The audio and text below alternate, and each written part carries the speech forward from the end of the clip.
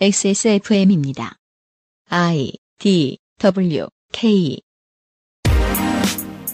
그 알실의 유승균 PD입니다. 온 세계에 다 극우 정권이 들어선 것은 아니지만 온 지구인의 마음속에 극우적 사상이 어느 정도 자리를 잡았다는 건 인정하지 않을 수 없습니다. 모두가 누군가를 향해 너 일베냐 하고 검증하려 들던 10여 년 전 결국 이러다가 일베의 메시지만 더 잘 퍼지고 말겠구나 하는 걱정을 했었는데 그 걱정대로 되어갑니다. 잦은 호명은 대중화를 의미하지요. 말이 칼이 되는 그 순간을 포착해보고자 합니다. 22년 8월 마지막 그것은 알기 싫답니다.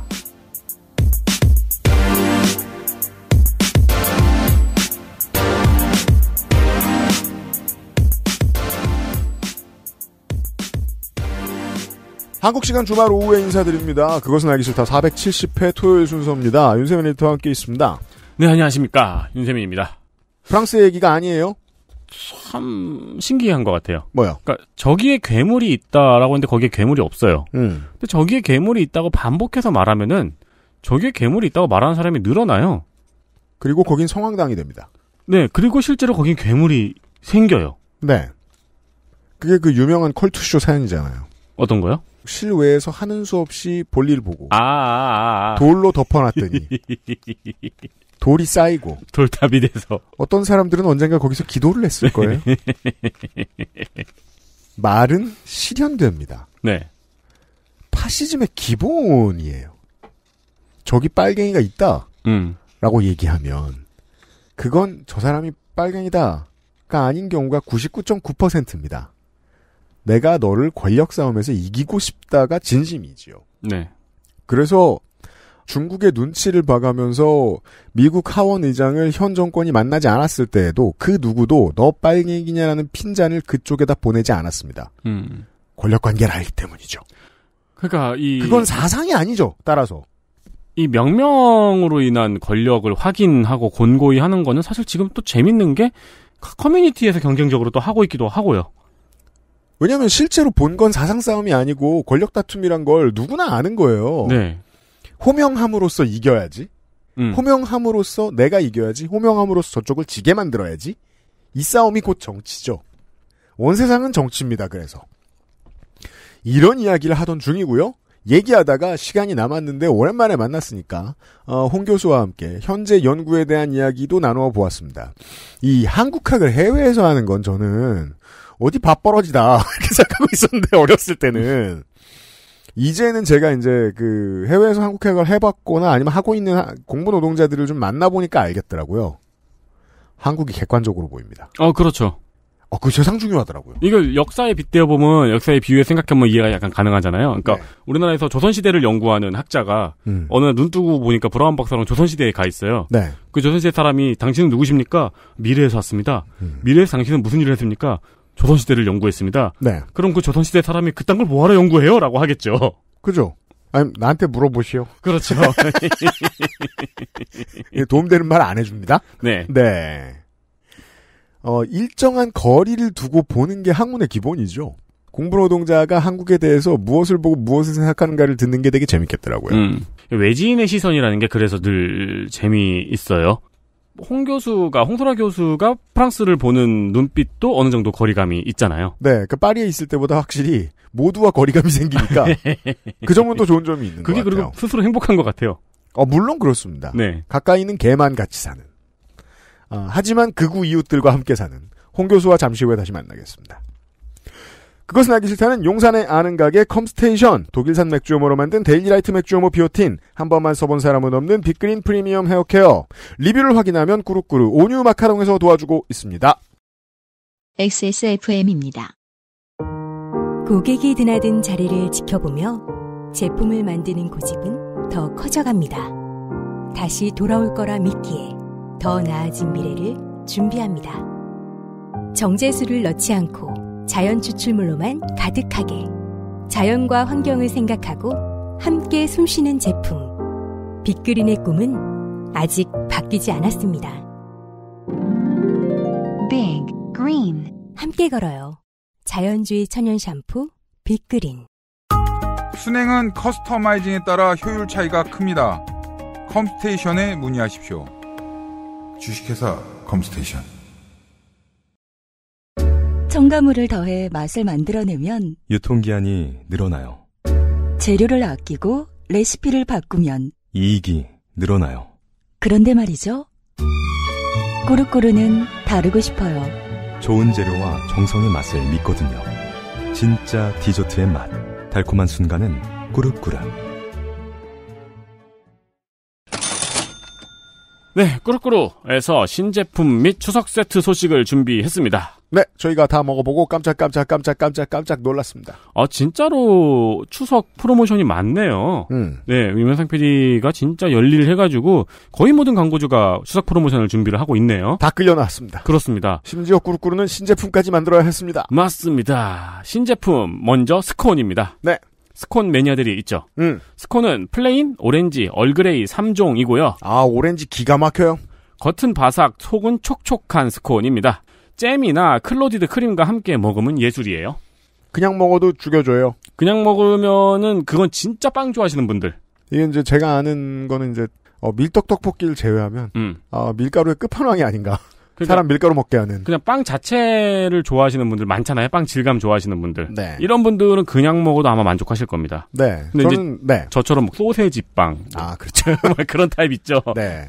크림빵 이런 거 먹는 사람들은 또 잼 발라 먹으면 맛있고요. 제가 나이 먹고 언젠가부터 이런 스콘 같은 걸로 이동했는데 저는 제가 좋아하는 게 스콘이었다는 것도 30대 후반에 처음 알았어요. 그 포석포석한 거 훌륭합니다. 이 스콘.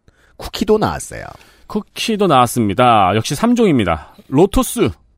이거 기가 막히더라고요. 로투스 쩔죠. 네. 안 그래도 이거 좋아하는데. 네. 여기 마시멜로 같은 거 하얀 거 올라가 있잖아요. 네. 혈관 막히는 맛 너무 좋아요. 그렇습니다. 그러니까 부숴놓은 사악한 것이 들어가 있습니다. 그리고 초코 게다가 마찬가지입니다. 네. 이름만 들어도 맛있을 것 같죠. 솔티드 피넛 버터. 이것은 말 그대로 소금 묻은 땅콩이 들어가 있는 쿠키입니다. 네. 이거 죽어나요. 이렇게 3종이 신제품으로 나왔습니다. 저는 이거는 말하고 싶습니다. 자주 사 드시는 건 좋습니다. 하지만 건강은 걱정하십시오. 네. 맛있으니까 먹을 만한데 자주 드시는 건 좋지 않겠다고 생각합니다. 너무 맛있습니다. 이 솔티드 피넛버터 쿠키를 먹고 나면 반드시 하는 일이 있습니다. 봉지를 털어 먹습니다. 옛날 그 어릴 때 과자 봉지 마냥. 네, 왜냐면 밑에 땅콩이 남아있기 때문입니다. 거대한 크기 쿠키를 드실 때 저는 그렇게 먹거든요. 너무 커가지고 꺼내서 베어 물기는 좀 그렇고 또 많이 떨어져요. 차 안에서 먹긴 좀 그렇고요. 네. 저는 그냥 종이봉투 안에서 부셔가지고 꺼내 먹거든요. 그리고 이제 살림하는 입장에서는요. 언젠가부터 쿠키는 결국 싱크대 위에서 먹게 됩니다. 이게 좀 그래요. 엄청 리치합니다. 네. 그렇습니다. 거대한 크기 그리고 아낌없는 재료의 맛. 수제 디저트를 원한다면 꾸루꾸루를 자신있게 추천을 드립니다. 네. 추석 선물 세트도 있습니다. 짧게 소개하겠습니다. 자신있게 친지들에게도 추천을 드릴 수 있습니다. 그렇습니다. 꾸루꾸루만의 고즈넉한 분위기의 패키지 포장은 이미 몇 번의 명절 세트에서 증명이 됐죠. 네. 이상하게 포장 진짜 예뻐요. 맞아요. 동양스럽게 되게 세련되고 귀엽게 잘 해요, 포장을. 네. 저는 이제 가끔 우리 개 오랫동안 봐주셨던 그 동물병원 의료 노동자들한테 몇 번 선물 드리고 그랬는데, 반응 화끈합니다. 그렇습니다. 네. 추석 선물 세트로 이런 쿠키류, 디저트류 주는 것도 힙하죠? 먼저 3가지 세트가 있는데, 먼저 달맞이 세트. 에그타르트 6개와 마카롱 6개입니다. 그리고 둥근 달 세트. 스콘 3개, 마들렌 10개, 잼 1개, 클로티드 크림 1개로 구성이 되어 있습니다. 스콘에 잼까지 같이 아예 구성이 되어 있네요. 그리고 보름달 세트는 쿠키 4개와 마카롱 6개로 구성이 되어 있습니다. 네. 이거 친구 놀러 올 때 너무 좋겠네요. 훌륭합니다. 그렇습니다. 선물로 주기도 아주 좋고요. 집에 아이가 있는 친척들 만나는데 아이들이 많다 싶을 때 들고 가셔도 아이들이 아주 맛있게 먹을 겁니다. 네. 근데 그러기에는 너무 약간 포장이 고급스러워요.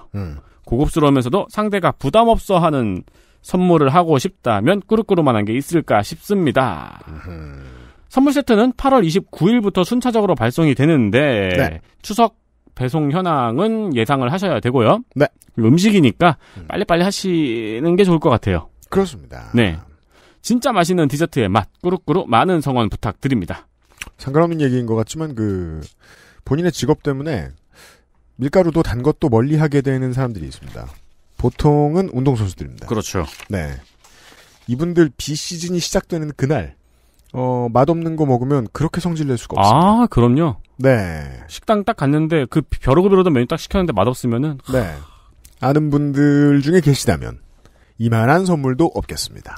저는 가장 먼저 마지막에 이제 촬영하면서 이제 탄수화물도 채울 겸해서 먹었던 게 타르트였어요. 그렇습니다. 우리도 이제 그 잡생각을 나누는 시간은 때로 있어야 됩니다. 그래서 중요합니다. 홍소라 교수가 옆에 있고요. 네, 안녕하세요. 홍소라 교수가 지난주에 이런 얘기를 했습니다. 극좌라는 단어가 프랑스 지난 대선에 적극적으로 쓰이게 된 이유를 좀 고찰해 봤는데 그것은 프랑스 정치를 이야기하기 위해서는 아니었고요. 지난 시간에 말했을 때는 이제 결론만 놓고 말하면 동네의 평범한 극우 아저씨를 보고 충격에 빠졌다. 마치 영화 겟아웃처럼 네, 헤어나오지 못했다. 이런 얘기까지 했었습니다. 갑자기 질문이라 죄송한데 우리나라에서 극좌라 함은 보통 법의 심판을 받았잖아요. 그렇죠. 네. 네. 근데 프랑스에서 극좌라는 정치 세력이 벌인 일들 같은 게 종종 일어나는 편인가요? 어떤 소요라든가. 이거는 그냥 떠도는 루머예요. 그러니까 왜 프랑스에서 어떤 시위 집회 같은 게 있으면 뭐 자동차가 불타고 막 돌멩이를 던지고 막 난리 나는 그런 영상들 네, 보셨잖아요. 그건 우리가 생각하는 재미있는 프랑스죠. 그렇죠. 그러니까 제가 예전 몇 년 전에 질레존 그 집회가 있었을 때 그게 너무 폭력적이라고 그래가지고 실제로 그런가 확인하러 나간 적이 있었어요. 네, 그렇죠. 그걸로 기사도 쓰고 했었는데 가서 보니 굉장히 평화로웠고요. 그런데 어느 순간 머리 끝부터 발끝까지 까맣게 입고 두건을 쓴 까만색 깃발을 든 사람들이 등장을 해요. 아나키스트. 이제 그들이 등장하면 그때부터 이제 집회가 폭력적으로 바뀌어요. 그건 이제 좀 디테일이고 디테일 얘기해봐야 소용없는 부분이기도 한데 이제 좀 말이 안 되는 얘기지만 조직화된 아나키스트들이 있죠. 네. 네. 왕당파요. 예, 그들도 법이 필요하고 네. 통화가 필요하고 등등등. 때로는 이제 주식시장에 투자를 해야 될 때도 있고 그러면 네. 코인 산 아나키스트도 많아요. 근데 이 아나키스트와 전통적인 공산주의 세력은 구분이 돼야 됩니다. 그럼요. 마땅히. 네. 그 둘은 또 때로 서로 되게 싫어합니다. 문제가 뭐냐면 오른쪽에서 봤을 때 그들이 먼 지평선에 있다는 거는 똑같기 때문에 뭉뚱그려지고 공격을 당할 때 우린 아니에요. 우리만 살려주세요라고 말할 만큼 비겁한 정치 세력들은 아니라는 거죠 또. 예. 그러면 대중한테는 더 싸먹히기 쉬워요. 제가 궁금했던 거는 프랑스의 극좌라는 단어가 가리키고 있는 실체가 있는가? 제가 아까 그걸 방금 루머라고 얘기를 하면서 그 이제 집회 경험을 말씀을 드렸잖아요. 네. 그게 왜 루머냐면 그들이 정말로 아나키스트인지 아닌지 알 수가 없어요.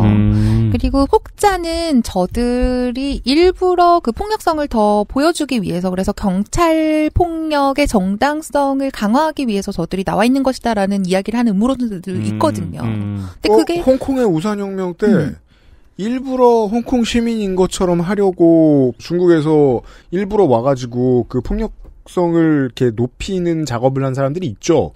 실제로는 그냥 당원도 아니고 상당히 꽤 위치가 있는 사람들이라고들 전해지죠. 제가 말씀드린 것은 어떤 이제 실제 여부를 말씀드릴 수가 없으니 그냥 루머라고 말씀을 드리는 거고요. 네. 현재로서는 그런 식의 굳이 실체, 그러니까 그런 이야기를 할 수 있을 것 같고요. 그러니까 프랑스에서 모르겠습니다. 이제 제가 알기로는 극좌라는 미명하에 메카시즘 열풍 안에서 이렇게 탄압을 당한 정당은 없어요. 네. 그런 일이 없다는 걸 아니까 이제 아시아의 좌파들이 그 유럽에서 뭘 배우지를 평생 골몰이 생각했던 거고요. 그래서 지금 지난주에 들었던 얘기가 생경한 겁니다. 야, 이제는 저 나라도 종북몰이 같은 거 하나 봐. 그러니까요. 그러니까 이건 좀 다른 주제인데 중공몰이 같은 거를 했죠. 몇 년 전에 이제 우파에서 구구에서 좌파를 지지하는 특히나 약간 지식인 그룹들을 이슬라모 고시스트라는 표현을 통해서 계속 공격을 했어요. 그러니까 이슬람을 지지하는 고시스트, 좌파 빨갱이들. 이건 다른 이야기입니다. 다른 표현이고요. 언제 이야기할 수 있으면 얘기를 있지만, 그러니까 네, 사회주의를 지지하는 엘리트들, 그러니까 뭐 대학 교수들이나 그런 사람들을 쟤네들은 이슬라모고시스트야, 쟤네들은 이슬람을 지지하는 세력이니까 탄압해야 돼라고 하면서 슬로건으로 써먹은 적이 있고 지금도 여전히 쓰는 사람들이 있어요. 네, 그렇습니다. 네. 2022년 6월 지난달, 지난달. 아, 네, 그렇죠. 국민연합, 그러니까 구구역에 대해 긍정적으로 평가하는 이는 프랑스인의 40%에 속한다고 합니다. 높다고 보면 굉장히 높고, 뭐, 투표 결과를 보면은 그 정도는 나오겠다 싶기도 하고요. 왜냐면 이들이 전부 다 또 국민연합을 표를 주진 않을 테니까요. 지난 20년을 돌이켜보면 제가 첫 시간에 이야기한 대로 프랑스 사회라는 댐이 지금 끝까지 차올랐습니다. 네. 더 못 막아요. 네, 10년 전인 2011년에는 국민연합을 긍정적으로 보는 사람들이 12%였어요. 그러니까 그동안 프랑스에는 저의 그 지난 시간에 말씀드렸던 그 닥스훈트의 견주 이유처럼 극우? 그거 별거 아니고 사실은 그 사람들이 이야기하는 게 어떻게 보면 논리적일 수 있고 또 결국에는 이 나라와 사회에 도움이 될 수도 있다. 네. 이렇게 생각하는 사람들이 거의 4배 증가했고요. 그렇단 얘기죠. 또 거의 절반을 차지하는 지경에 왔다는 겁니다. 40%라는 숫자는 투표장에 누가 얼마나 나오느냐에 따라서 과반이 얼마든지 될 수 있는 숫자죠. 그 이유를 찾아보려면 사실 정말 많은 이야기를 할 수 있을 거예요. 당연히 그렇고요. 하지만 우리의 시간은 한정되어 있기에 그리고 저의 능력은 그렇게 대단하지도 않기에 그냥 한 포인트만 말씀을 드리고 싶어요. 뭐입니까? 네. 우선 구구가 프랑스 정치 무대에 처음 올랐을 때 그때를 생각해보면 프랑스 사회는 말 그대로 뒤집어졌습니다. 아, 그래요? 그거 궁금해요. 그 후에 구구는 항상 대중의 관심의 대상이었죠. 그게 긍정적인 시선이건 부정적인 시선이건 구구는 미디어에 있어서 돈이 됐습니다. 처음에 이제 강용석 씨 볼 때 동네 겁나 이상한 사람 보듯이 했었습니다. 그냥 마포 구민들이 실수로 뽑아준 지역구 의원인 네. 줄 알았다가 이제 윤리위에 제소돼서 국회의원직을 잃어버렸을 때 야, 뭐 저런 이상한 사람이 다 있어? 수근수근거리고 끝냈죠. 그리고 밈이 됐었죠. 10년이 지나자 이제는 가세연을 구독하는 기자가 오늘 가세연 본 얘기를 기사로 쓰면 그게 클릭수가 나오는 세상이 됐어요. 마찬가지로 프랑스에서도 인터넷이 공중파를 뛰어넘고 온갖 대체 미디어가 난립하고 또 기존 미디어가 힘을 잃어갈 때 극우 인사를 등장시키는 것. 이건 정말 효과적인 일이 되었죠. 또라이 마케팅. 그렇습니다. 그러니까 이전에는 토론의 대상으로 치지 않던 사람들이에요. 토론의 장에 초청하지 않았던 사람들이라고요. 배제했던 사람들인데 이 사람들이 언젠가부터 정말 당당하게 정치 토론의 지분을 차지하게 됐습니다. 문제는 그와 동시에 대중의 극우에 대한 태도도 바뀌어갔다는 겁니다. 지난주에 우리가 좋은 말을 만들어냈죠. 노출되니까요. 계속. 이거를 이제 설명하는 심리학 용어가 있어요. 그 중에서 이제 둔감화 이론이라는 게 있는데요. 그렇죠. 그러니까 특정한 자극에 자주 노출이 되면 이것을 당연하게 여기게 되고 따라서 이보다 더욱 큰 자극에만 반응하게 된다는 겁니다. 네 글자로 줄이면 아프리카네요. 아? 아, 네. 네. 아, 정확히 아프리카. 프리카. 네. 한국에 있는 그거예요. 네. 인터넷 방송 플랫폼이요. 그러니까 이거를 이제 메시지에 대입을 해볼게요. 우린 지금 극우 얘기를 하고 있죠, 지금. 메시지에 대입하면 특정 메시지에 반복적으로 노출이 되면 사람들은 점차 이 자극, 이 메시지에 무감각해집니다. 그리고 결국에는 그 메시지의 부정적인 영향을 낮게 평가하게 된다는 거죠. 그렇죠. 네, 지난 봄에 이제 전장현의 대표께서 이제 여러 번 사례를 드셨던 나치의 T4 같은 거죠. 장애인은 죽는 게 애국이라는 메시지를 나치 독일이 계속해서 국민에게 보여주자 그들의 정서의 디폴트가 됩니다. 네. 여기 예를 들 수 있는 단어들, 언어들은 너무 많죠. 머릿속에 떠오르는데 방송에서 얘기해 부적절해서 못 말하겠네요. 네. 그러니까 우리는 지금 걸러내죠. 네. 근데 누군가 계속 말하면 그들에겐 일상화되죠. 그렇죠. 그러니까 심지어는 어떤 단어에 노출이 돼요. 근데 그 단어가 전혀 듣도 보도 못한 단어, 그러니까 의미를 알 수 없는 단어인데도 그 단어에 계속 노출되잖아요. 그러면 그거에 노출되는 것만으로도 그 단어에 대한 어떤 태도가 형성될 수 있다고 주장하는 심리학자들도 있어요. 그래서 언어는 우리 존재의, 그러니까 우리말로 그러니까 적당한 표현이 안 떠오르는데 우리 존재를 담는 용기 같은 거라는 거죠. 그릇에 담기는 대로 모양이 형성되니까.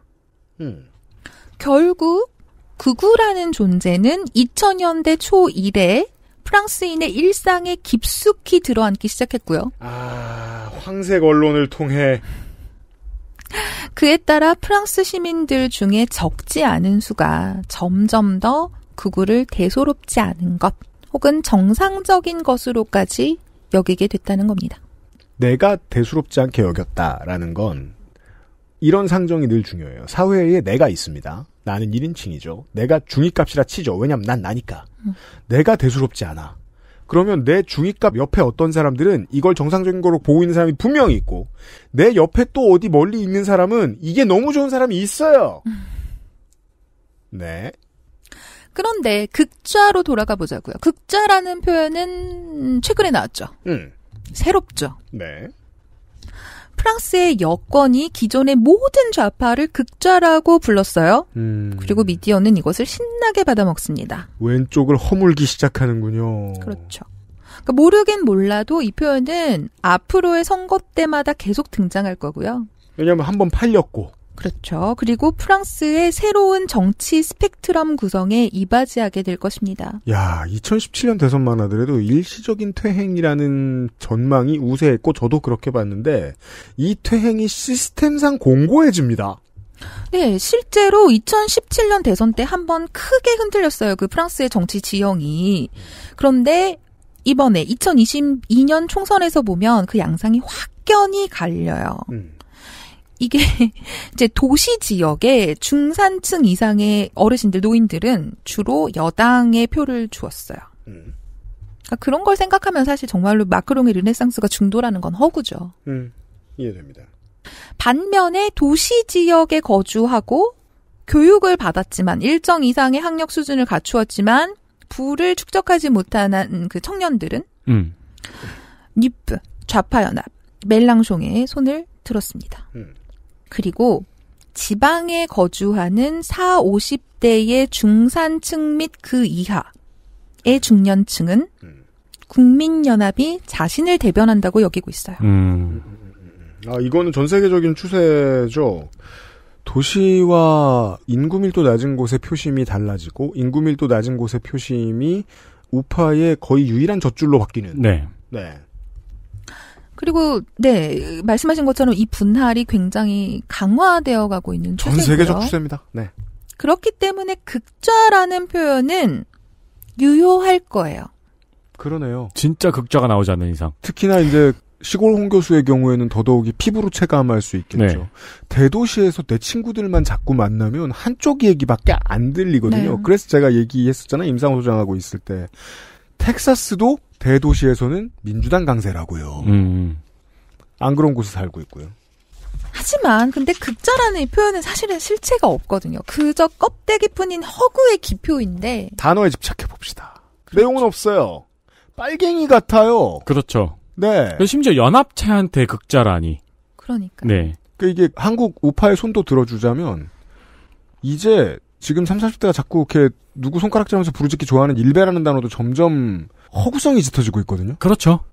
그걸 현신으로 부를 수 있는 사람 이제 드물어요. 일단 일베 자체가 망했고요. 마치 저쪽에서 누구를 봐도 빨갱이라는 단어가 좀 촌스러워 보이니까 대신 페미니스트를 갖다 붙이듯이 다 사실은 좀 껍데기에 지나지 않거든요. 사실 이제 제가 이번에 프랑스 총선을 지켜보면서 극좌라는 표현에 집중하게 된 것은 이 언어의 허구성, 껍데기. 즉, 그 현실의 불투명성을 조장하는 도구로서의 언어가 저를 계속 괴롭혔기 때문이에요. 아따, 교수 같은 문장을 쓰고 있어요. 현실의 불투명성을 조장하는 도구로서의 언어. 이거 어떻게 쉽게 얘기해보지? 아까 네가 이 단어를 씀으로써 다 망했어 지금. 그렇죠. 네. 네가 이 말 안 했으면 됐잖아. 라는 네. 소리입니다. 이거 이제 국문과 같은 찌 긋고 사실을 왜곡하는 언어라고 고쳐주죠. 그죠? 이제 언어학이라면 이제 귀의가 명확하지 않는 기표 네, 이렇게 그렇죠. 뭐 얘기를 하겠죠. 네. 저기 뭐야 차연의 세계로 미끄러져 들어가는. 아이고야. 네. 언어에 대한 해석이 참 언어를 복잡하게 만들어서 늘 힘든데. 그건 이제 말을 못한다는 소리죠, 사실은. 그죠. 말을 잊어버릴 직업은 결코 아닌데. 세상에서 가장 아닌데. 여튼. 하지만 이해했습니다. 어떤 언어가 현실을 제대로 투영을 못하거나 의도적으로 현실을 꼬아요. 이게 집착하고 싶네. 불투명성을 조장할 수가 있을까? 그럼요. 정치권을 공격하는 언론의 언어. 민생을 도외시한다. 겁나 현실의 불투명성을 조장합니다. 왜냐하면 민생을 도외시하지 않는 모든 정치인들을 다 허공으로 날려버리거든요.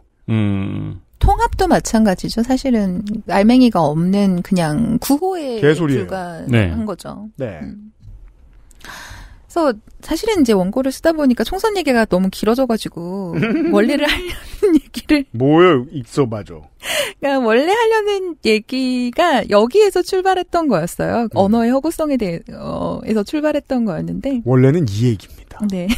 근데 저는 그 원래 하려던 얘기를 하지 않아도 저한테는 중요한 고민이 된 게 실제로 단어가 언제 화끈해지냐면 그 단어의 속을 비우고 껍데기만 쓰고 싶은 사람들이 본격적으로 달라붙으면서 그 단어는 허구성을 갖게 되거든요. 그렇죠. 이게 어떻게 쉽게 푸나. 어떤 변희재나 진중권 형제들 중에 한 사람이 어떤 단어를 쓰기로 했어요. 저 사람은 586 특권층 네. 이런 단어를 쓰고 싶어졌어요. 그 단어를 쓰고 정의를 내리고 사람들이 많이 막 들러붙은 그 순간부터 그 단어는 뜻이 사라집니다. 그냥 누굴 공격할 때 써야지. 그렇죠. 로 바뀝니다. 타격감 좋은 둔기로 바뀝니다. 그러니까 아까 586의 특권층 그 얘기를 하면 이미 공격하는 표현이 됐는데 그걸 아니다라고 얘기하는 쪽에서는 그냥 꽁치만 따라가는 거죠. 아니야. 특권층이 아니야라고 이야기하기에는 이미 사람들한테는 각인이 돼버린 거죠. 게다가 특권층이 아니라고 한순간 패배잖아요. 저는 여전히 왼쪽에 있는 시민들이 시민사회와 인류 전체를 이끌고 간다고 믿습니다. 저는 그런 사람입니다. 근데 그런 시민들의 입장으로도 한번 볼까요? 예를 들어 한국입니다. 40%, 50%의 시민이 국민의힘의 반대쪽을 찍었어요. 그들은 1,000만이 넘고 2,000만에 달해요. 그 사람들의 다수는 뜨거운 단어를 더 좋아해요. 뜨거운 단어일수록 겉껍데기만 남아있습니다. 검사를 다 싫어해요. 이쪽에 있는 사람들은. 하지만 일선에 있는 검사는 이 정치 세력의 머릿속에 있는 그 검사랑 다른 사람들이에요. 주로 개고생하는 박봉이에요. 그렇죠. 잠도 못 자고 산재 확률이 매우 높은 사람들입니다. 판사, 경찰 다 마찬가지. 우리가 생각하는 것처럼 정치 관련 사건만 다루는 것도 아니고요. 네. 극히 소수죠. 네. 그 사람들은. 하지만 그걸 분간하죠? 그럼 그 단어는 차가워지고 이성적으로 변합니다. 따라서 정치적인 힘을 잃어요. 이 딜레마가 있죠. 좌를 극좌라고 불렀을 때 내용은 사라지고 힘은 세져요. 맞아요. 그리고 이런 현상이 짙어지면 짙어질수록 정치는 퇴행하네요. 거긴 그렇게 됐네요, 지금. 진행 중이죠. 그렇고 뭔 얘기를 원래 하고 싶었다는 건지 해남에서 쓴 얘기를 좀 들어보겠습니다. 아, 정말요? 남은 시간 동안. 던져봐요. 어디. 아, 진짜? 아니, 결론이 안 날 것 같은데. 그러니까 제가. 아니, 이게 근데 제가 아까 얘기를 해봤는데 이게 훨씬 재밌을 것 같더라고요. 우리 필진들의 그 흔한 실수죠. 네. 내가 뭐가 재밌다고 판단하지 않았으면 좋겠어요. 네, 이게 들어보는데 이거. 감히 판단하지 않았으면 좋겠어요. 이거 저희 청취자분들도 내년을 한번 기대하게 한번 말씀해주세요. 아니, 이게 제가, 총선 얘기가 더 재밌을 것 같아 총선 얘기를 들고 온 게 아니고, 재미라기보다는 사실 제가 여기 와갖고 맨날 프랑스 얘기만 하잖아요. 네. 근데 저는 사실 프랑스학을 공부하는 사람이 아니고, 저는 그 한국 근현대사를 하는 사람이거든요. 그렇죠. 사실 지금은 또 프랑스 사도 잘 모르고 지금은 시골에 있어가지고. 그렇죠. 네. 제가 실제로 UMC한테 파리에서 지방으로 갔더니 나 정치에 관심 없다. 네. 그러니까 뭐 이런 거 얘기 안 하겠다. 그런 이야기를 한 적도 있단 말이죠. 그렇죠. 임상훈 소장 공천의 이유죠. 네. 그래서 사실은 그 프랑스 총선 이야기, 그 극자 이야기를 살짝 하고 그다음에 제 연구 이야기를 좀 해보려고 했어요. 그런데 이제 글을 쓰다 보니 늘어지고 뭐 이것저것 들어가다 보니까 이게 몇 페이지예요? 지금 한 6페이지 되죠? 그러네요. 그러니까. 남은 시간 동안 한국얘기 요새 뭐 들여다봤는지 한번 봅시다. 아, 참 이거 제가 원래 하고 싶었던 것은 그 언어의 허구성부터 이제 출발을 하되 1990년대에 한국 사회 전면에 등장한 그 지식인, 새로운 엘리트 세력에 대한 이야기를 하고 싶었어요. 그런 게 있습니까? 그 심영래 씨 아니고요? 아니요. 네. 그렇죠. 그러니까 이제 여기서 말하는 엘리트는 교육을 받은 똑똑한 사람들을 이야기하는 게 아니고 그럼 뭐이죠? 사회의 각 분야에서 결정적인 영향력을 가지는 비교적 소수의 사람들을 가리키죠. 그러니까 그렇죠. 엘리트주의 영향력을 가지는 건 똑똑한 거랑 다르죠. 그렇죠. 네. 그래서 보통 엘리트주의라고 하면은 소수의 사람들이 사회를 이끌어 가야 된다라고 생각하는 그 생각을 엘리트주의라고 하는 거잖아요. 네. 어떻든 이제 1980년대에는 모두가 알다시피 한국 사회가 민주화 운동의 파도 속에 있었어요. 네. 그리고 민주화 운동이 끝나고 나서 근처에 있던 사람들이 1990년대에 많은 분야에서 신진 엘리트 세력으로 등장해요. 그 중에서 특히나 이제 문화 분야에서는 저는 이제 영화 분야 쪽을 관심을 가지고 있어서 심영래 씨 아니고요? 한국의 모든 진짜 지금 꽃 피고 있는 이제 문화 시장이 본격적으로 뿌리를 내린 건 90년대라고 저는 봅니다.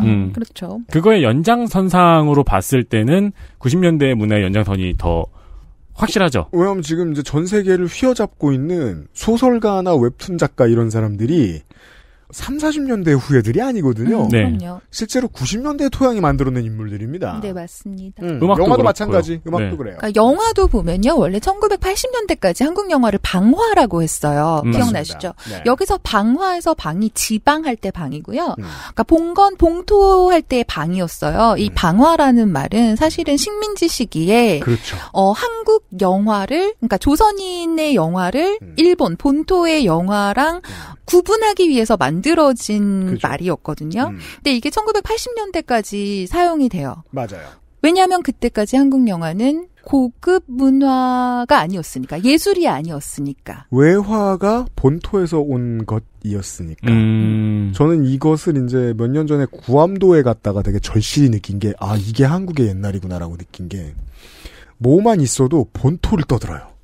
그 사람들이. 아, 그래요? 무슨 대회나 마케팅 같은 거 있으면 상품으로 꼭 미국 본토 여행 같은 걸 걸어요. 아. 우리는 콜로니. 그렇죠. 아직까지도. 2등 지역의 2등 시민. 네. 그래서 왜 우리 한국이 저번에 코로나 대처를 잘했다고 전 세계 언론에서 이야기를 했을 때 굉장히 자부심을 가지는 사람들이 많이 나왔었잖아요. 우리도 선진국이구나 이러면서 60, 70대의 반응이 절반으로 갈리죠. 아, 우리가 선진국인가 봐. 혹은 구라치고 있네. 그런 리가 없는데. 둘 중에 하나는 확실히. 어떻든 이제 90년대에 들어서 뭐 한국 영화, 국산 영화 이런 표현들이 나오기 시작을 해요. 그러니까 말하자면 문화적으로 한국 영화의 위치가 올라간다라는 거거든요. 그걸 이제 문화적 정당화라고 이야기를 하는데 네.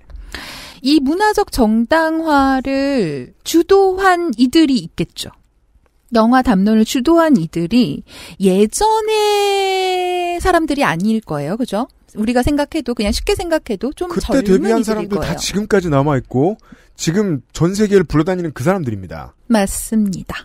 그래서 그들이 보면 학력자본, 말하자면 학위. 예전에는 영화를 하는 사람들은 그냥 딴따라라고 불렸었다고요. 아, 네, 그렇죠. 그런데 90년대에 새로 등장한 평론가, 감독들은 신기하게도 대학 교육을 받은 사람들이에요. 네. 네. 학력 자본이 있어요. 그리고 사회 관계 자본이 있어요. 그러니까 말하자면 네트워크가 있다고요. 그들끼리 굉장히 친했어요. 그래서 그들이 프로듀서하고 그들이 감독하고 평론가하고 그러면은 서로 끌어주고 서로 도와줬어요. 그렇죠. 다키노에 글 쓰고. 그렇죠. 네. 그래서 사회관계 자본도 있었어요. 그러니까 말하자면 각종 상징 자본을 갖추고 있었다는 거예요. 그래요. 그런데 그들에게 부족한 것이 있었으니 바로 문화 자본이었습니다. 문화 자본이란 단어를 풀 필요가 있어요. 네. 그러니까 여기에서 문화 자본이 없었다라는 말은 뭐냐면요. 그 영화 분야의 신진 엘리트 세력들이 뭐 영화 지식이나 교양이나 이런 게 없었다는 게 아니에요. 그냥 영화라는 게 너무나도 오랫동안 어떤 예술로 사회에서 인지되지 않았었기 때문에 한국 영화라는 것이. 한국 영화도 그렇고 아니 근데 외국 영화도 사실 한국에 들어왔던 대부분의 외국 영화는 홍콩 영화라던가 그런 것들이었어요. 그래서 영화를 보러 간다 하면 어떤 이들 되게 많은 이들에게는 이것은 일탈이라고 여겨지던 놀러. 시대가 있었잖아요. 네. 그러니까 사회에서 영화를 공부했다, 영화를 한다 이걸 상징 자본으로 인정할 만한 문화적인 요소가 아직 없었다는 거예요. 네. 다시 말하면 한국 사회에 영화와 관련한 문화 자본 자체가 부재했다는 거죠. 맞아요. 그 점은 많이 달라졌군요. 지금은 좀 대접받죠. 영화계에 일을 한다고 하면. 그러니까 왜 한국 사회에 영화와 관련한 문화 자본 자체가 존재하지 않았냐면 우리 그 한국의 근현대사를 보자고요. 네. 식민지 시기가 35년 동안 이루어졌어요. 네. 그 이후에 한국 전쟁이 있었죠. 그렇죠. 모든 게 없어졌어요. 원래 많지도 않았지만 모든 게 없어졌다고요. 그래서 한국은 모든 것을 새로 시작해야 됐었어요. 네. 우리가 집중한 것은 경제 발전과 인재 양성이었죠. 그것만 외쳤습니다. 그냥 정말 의심할 수 없는 슬로건이었어요. 네. 한국엔 이거밖에 없다라고 이야기를 했고요. 경제 발전이 실제로 빠르게 이루어졌습니다. 그리고 1990년대가 도래해요. 물리적인 인프라는 갖춰졌어요. 그런데 문화는 어땠냐고요? 겁나 늦게 따라오죠. 독재가 있었죠. 독재는 무엇을 했냐면 검열을 했습니다. 앨범 하나에 건전가요 하나씩 꼭 집어넣게 시켰습니다. 그 문화영화? 이런 게 있었어요. 그건 새마을 정신을 꼭 내포해야 하는. 네. 순수예술이라는 외피의 강요. 이것도 실제로는 전체주의의 유산이에요. 이런 얘기 참 오랜만에 떠들고 왔네요. 그래서 우리는 정보가족, 대전 너른발의 희망찬 기운. 뭐라? 이게 문화영화들의 목록이에요. 아, 네. 다시 뛰자 코리아. 헐. 네, 이런 영화들이 있었네요, 실제로. 그런 걸 만들어야 정부에서 제작사 쪽에 외화를 수입할 수 있는 권리를 하나 더 줬어요. 그때 한국 영화는 장사가 안 됐잖아요. 그러니까는 좀 잘 관객들을 끌어모을 수 있는 네. 외화를 수입하는 게 그들의 주 수입원이었거든요. 역 스크린 쿼터군요. 네. 영화사도 재미있긴 하겠네요. 어쨌든 간에. 그러니까 경제 발전은 이루어졌는데 몇십 년이 지나도록 검열로 인해서 문화의 유입, 생산, 재생산과 전파가 제한이 됩니다. 네. 이러면 발전할 여지가 사라지죠. 그렇죠. 그러니까 한국에 들어올 수 있는 외화의 수도, 그러니까 외국 영화의 수도 제한이 됐었고, 들어오다 하더라도 이건 검열해야 됐었고, 한국에서 제작하는 영화들도 검열을 통과했어야 됐고, 남한의 경제 발전을 칭송하고, 국가를 위한 희생을 고취하며, 반공 정신을 강화시키는 영화들이 장려가 되었었다고요. 그러니까 이럴 때 세트 메뉴가 뭐냐면, 이렇게 주변도 안 돌아보고 마음의 여유도 못 가지고 계속 앞으로만 뛰어갈 때는 전체주의가 통하고 전체주의를 이끌어갈 때는 무슨 감성적인 요소가 필요한데 그때 민족주의를 팍팍 집어넣습니다. 그리고 민족주의는 보통 필연적으로 문화의 발전을 저해합니다. 문화영화 제목들이 재밌네요. 50년대에는 상기하자 6.25, 내강산 좋을시고 새로운 교육 이런 게 있고요. 60년대에는 미터법을 쓰자. 장날 풍경. 그건 미국에서 요즘 만들어도 좋은 영화네요. 그렇죠. 한국 교양 환상곡. 70년대. 농촌에 바친 젊음. 25일 저축. 25일 저축? 25일 가로 저축 가로예요. 네. 그건 카카오뱅크 광고예요? 걔들은 26주인가? 아무튼. 산업 시리즈 시멘트 공업. 80년대가 제일 멋있어요. 뭔데요? 인플레를 잡는 길. 월급 안 올리기? 야, 진짜 윤석열 정부는 진짜 레트로군요. 북계 금강산댐 건설. 이런 영화들이 제작이 됐었네요. 제가 이제 그 민족주의 얘기를 왜 하냐면 전체주의 정부에 맞서 싸우기 위해서 조직되었던 좌파 정치 세력이 스스로를 끌어모으기 위해서 세력을 불리기 위해서 민족주의를 선택했거든요. 그러면 전체주의 정부의 상대도 민족주의자가 돼요. 그렇죠. 전체주의자 대 전체주의의 대결이 돼요. 그러면 다들 하나같이 문화만 죽이고 앉았습니다. 그러니까 저는 그렇게 얘기하거든요. 그러니까 민족주의를 두 개로 나누는 거예요. 파시스트 민족주의와 저항적 민족주의로 분할을 한다면 그러니까 결국은 파시스트 민족주의와 저항적 민족주의의 싸움이었던 거죠. 이거 둘 다 말씀하신 것처럼 네, 그냥 동네 사람들의 대결이었습니다. 문화를 운동의 도구로 사용합니다. 네, 그 얘기를 하실 거예요. XSFM입니다.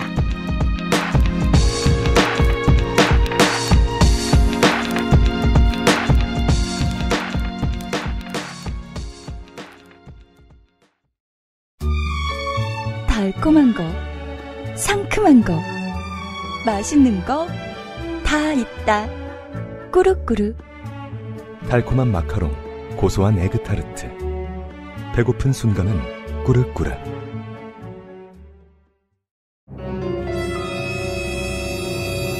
자, 지금부터 머리라는 단어를 입 밖에 꺼내면 죽는 거야. 데일리라이트 맥주 효모? 야! 그건 머리에 좀... 말할 수 없는 고민? 직접 확인해보세요. 데일리라이트 맥주 효모.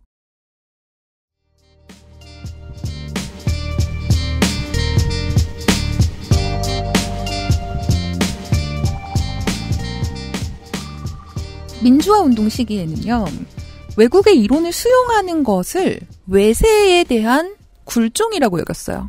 네. 저 대학 들어갈 때까지 알파벳 적힌 티셔츠 못 입게 하는 선배들도 많았습니다. 저 뭐 말보로 피면 뭐 욕 먹고 막 이랬죠. 네, 맞아요. 저도 티셔츠를 사주세요. 네, 그거 말보로 피면 욕 먹었어요. 네. 그러니까 실제로 영화 운동 진영에서는 예술로서의 영화를 추구하는 자세를 잡귀라고 했어요. 잡귀. 이건 실제 워딩인데요. 오, 귀신이에요? 네네. 잡스러운 귀신. 무속. 그러면서 배척했어요. 왜냐하면 민주화 운동 속 영화 운동 진영의 그들의 시선에서 영화는 운동의 도구여야 해요. 왜? 운동은 민중의 삶을 보다 나은 삶으로 정치에 복속시키죠. 만드는 것이기 때문에 절대선인 거고요. 네. 그 경우에 모든 문화적인 것들은 도구로서 밖에 존재할 수 없는 거죠. 20년대 카프 문학 논쟁하고 비슷한 거군요. 그렇습니다. 맞습니다. 그러니까 사실 이제 한국의 베이비붐 세대가 있어요. 그러니까 1950년대 중반부터 60년대 초까지를 베이비붐 시기라고 하거든요. 그러니까 한국 그렇죠. 전쟁 끝난 직후. 이때 세대 이 분들이 이제 90년대 가면 사실은 신진 엘리트 세력으로 등장하기 시작하는데 이들은 이전 세대보다 압도적으로 높은 교육 수준을 갖췄어요. 죽어라 이래서 공부시켰거든요. 하지만 문화 자본 면에서 한국 사회에서는 물려받은 게 없어요. 이른바 이거를 부르디에의 아비투스라고 하는데요. 이게 작동되는 게 어려웠습니다. 네. 이 개념으로 접근한다면 우리가 2시간 동안 나눈 대화가 더 의미가 있어요. 그렇군요. 그렇잖아요. 그러네요. 네. 사실 아비투스란 단어 대학 때 배울 때 솔직히 좀 배웠다고 말하면 안 됩니다. 잠결에 들었으니까. 그렇죠. 보통 그리스 신 이름인가 싶죠. 기말고사 때 잠깐 보고 이런 뜻이구나. 이렇게 유익한 걸 그렇게 재미없게 가르쳐? 이러면서 말하는데. 그리고 아비투스가 말한 부르디웨인가? 막 이러고. 아니 근데 글이 너무 어려워요. 불어로 읽어도 너무 어렵고 이거 번역판으로 읽어도 사실 부르디웨이에? 네. 구별짓기라고 하거든요. 디스턴스용이라는 뜻인데. 언어와 삶을 해석하는 도구를 이거 몇 개 정도는 더 갖추고 있으면 인생이 조금 더 편해지는 측면은 있습니다. 조금 더. 그러니까 조금 사회를 다른 눈으로 볼 수 있는 틀이 하나 더 생기는 거죠. 네. 대학 가서 문대 안 나왔으면 공짜로 얻을 수 있는 도구이기도 합니다. 문과대에선 돈을 줘도 졸면서 듣기 때문에 잘 얻어지지도 않는데. 그래서 이 아비투스라는 거는 이제 말하자면 한 개인의 삶의 방식이나 문화적인 취향이 그냥 오롯이 개인의 것이 아니라 그 사람이 속한 환경에 영향을 받는다는 거예요. 당연합니다. 그러니까 쉽게 말해서 어떤 영화를 보고 나서 배우의 아름다움에 천착한 사람이 있죠. 네. 그럼요. 그리고 어떤 사람은 그 영화에 미학에 끌리는 사람이 있을 거예요. 소품이랑 CG밖에 안 봐요. 그 부르지에 따르면 이 두 사람의 기호가 다른 것은 다름 아닌 이 둘이 속한 사회 계급과 연관이 있다는 겁니다. 그러니까 뭐 지금 이제 아주 유행하는 그 헤어질 결심 같은 경우에 어떤 이는 그걸 보고 저 뭔 소린지 모르겠다. 저죠. 저희 아빠. 저. 벽지가 왜 저래? 네. 어떤 이는 막 찬사를 날리며. 그렇죠. 그렇죠. 네. 어떤 이는 이것이 한중일의 관계다. 저는 뭐 깊이 생각해보고 What? 그러니까, 저 같은 사람도 있죠. 뭐요? 탑건 1번.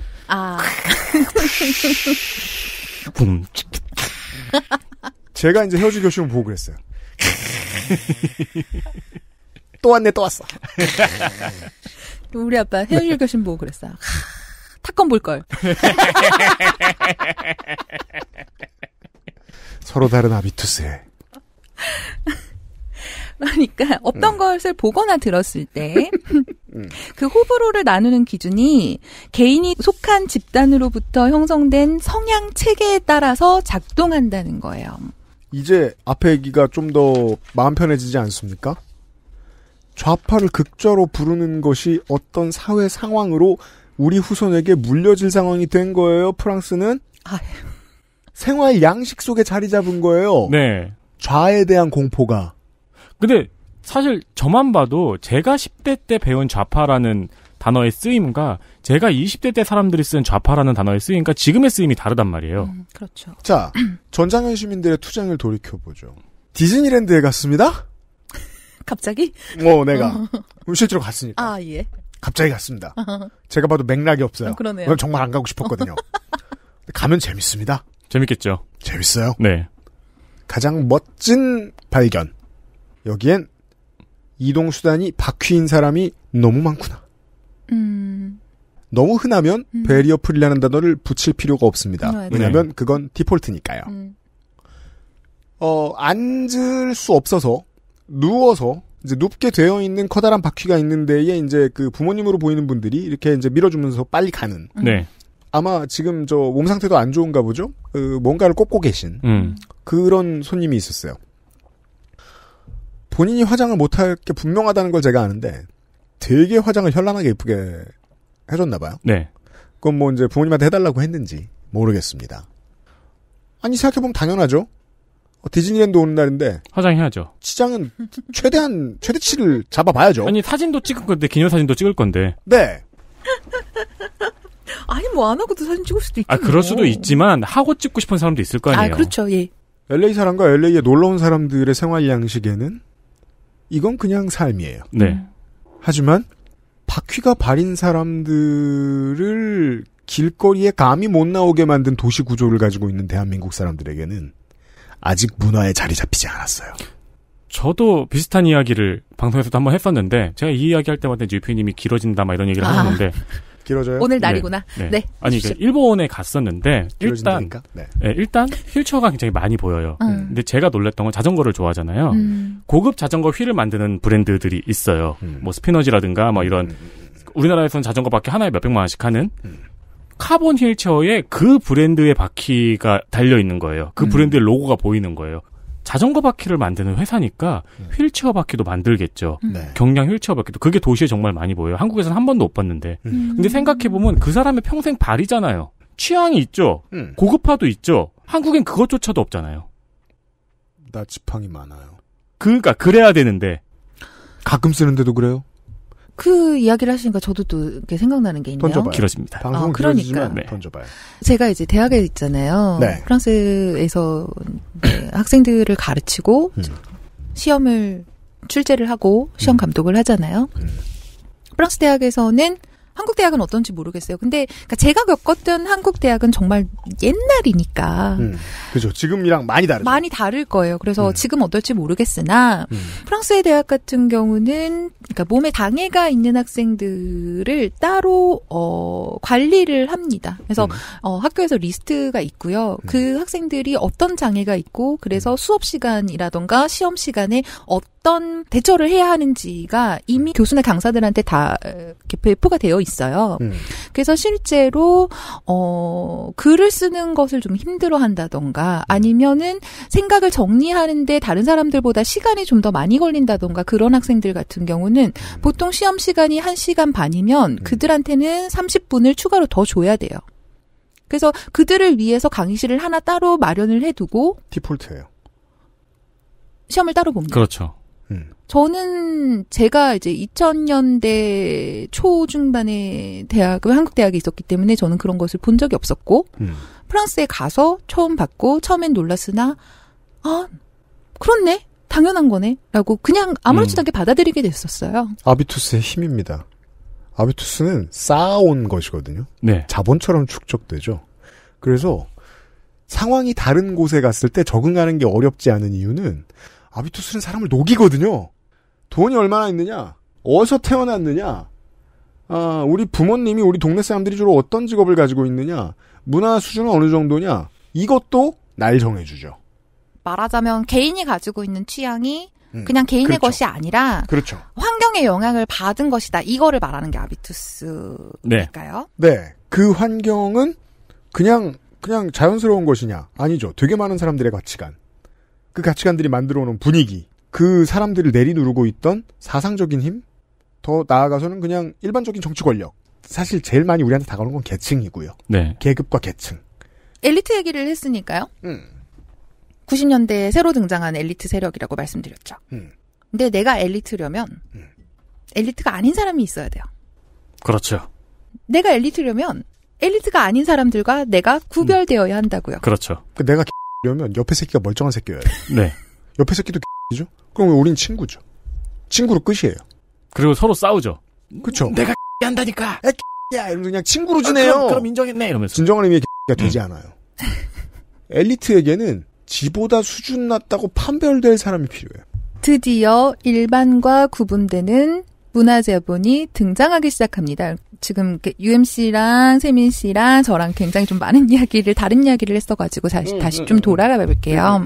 그러니까 영화 분야의 신진 엘리트 세력이 90년대 초중반에 이제 등장하기 시작을 하는데 이들이 학력 자본도 가지고 있고 사회관계 자본도 가지고 있어요. 네. 그러니까 고학력이기도 하고 그들 사이에 네트워크도 형성이 되어 있다고요. 그런데 사회에서 보기에 영화라는 것이 문화 자본을 가진 그런 분야가 아니다 보니까 문화 자본으로는 엘리트라고 구분 짓기가 어려웠어요. 그래서 이때 등장하기 시작한 표현이 여러 가지가 있는데 그 중에 하나가 문화원 세대였어요. 90년대 영화학도들은 문화원 가서 영화들 봤다 그랬죠? 예, 90년대 라고 하기에는 사실 프랑스 문화원에서 영화 상영 프로그램이 정기 상영하는 영화 프로그램이 없어진 게 90년대 초인가 그럴 거예요. 그럼 80년대인가?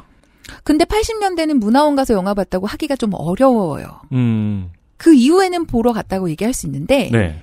방금 말씀드렸잖아요. 80년대는 영화를 운동의 도구가 아닌 이상. 네, 그렇죠. 그 성의가 얘기.